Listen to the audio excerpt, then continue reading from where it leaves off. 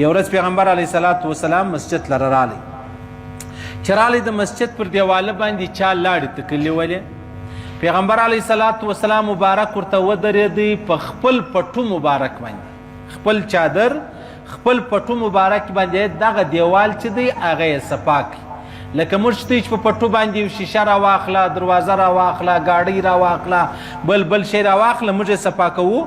داسې د الله رسول د مسجد دیوال په خپل پټو مبارک باندې څه کوي صفا یې کوي یعنې د دې څه ته اندازه ولګوه عزیزانو چې اوس مسجد ته پیغمبر علیه صلات وسلام په دونه لوی احترام باندې ګوري او په دونه عظیمه نګاه ورته ګوري چې په خپل پټو مبارک باندې د خپل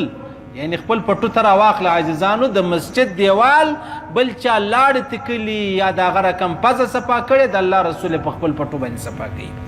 صحیح سلو یعنی د دې څه دا معلومه سوه چې د الله د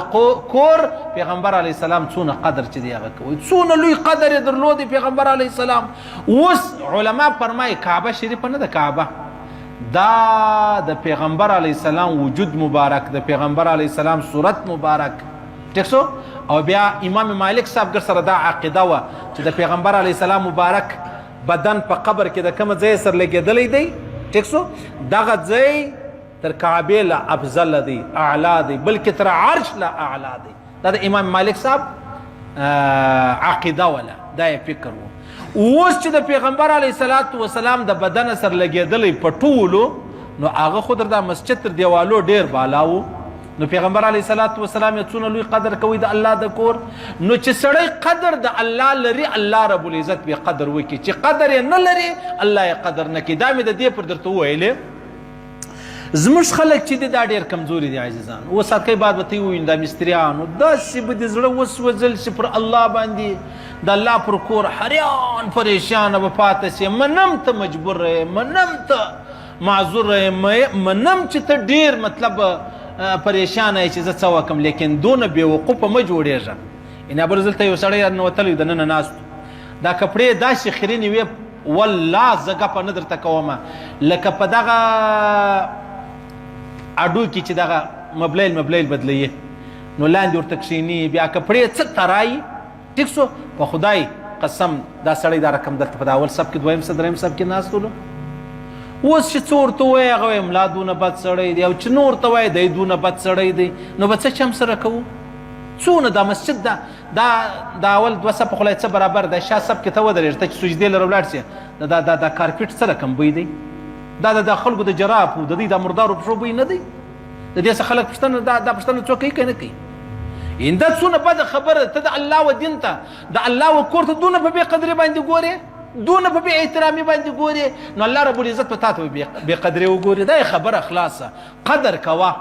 2 رکعاته نفل قدرمن کوه تر هغه 100 رکعاتو چې هغه بې قدر دي هغه مه کوه الله پر 2 رکعاتو چې قدرمن یې هغه ډېر خوشحاله کېږي نو سړی به حریان سي چې و خدای پاکه دا اوس مسلمان دی دا اوس کلمه ګو دی دا یې الله ستا پر دین سر ورکوي لیکن چې دلته دا ځای رالی بیا دی چیز کوي د الله کور والله که داسې بولي لکه دا روډ صحیح سلو او بیا زموږ خلک وروره چې راشي ګرد پټوګان هوار کړي اوس دوی ډېر ښایسته پټوګان دي دوی ډېر ښایسته دسمالونه دي ښه ښایسته کندارۍ کارو باندې سوی دی هغه مردار پټوګان مې دي چې دلته یو ځای پر تړه کښېنئ هوار یې کوي بیا پر کښېنئ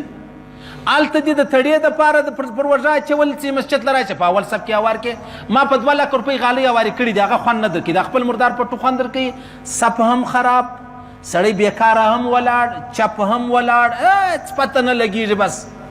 خاص لکه هغه د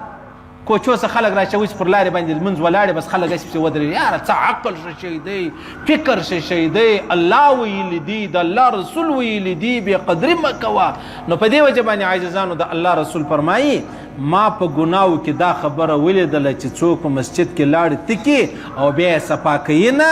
یا یې دفن کوي نه یا یې پټوي نه ټیک سو او دا ډېره لویه ګناه ده خیر دا ختمه سو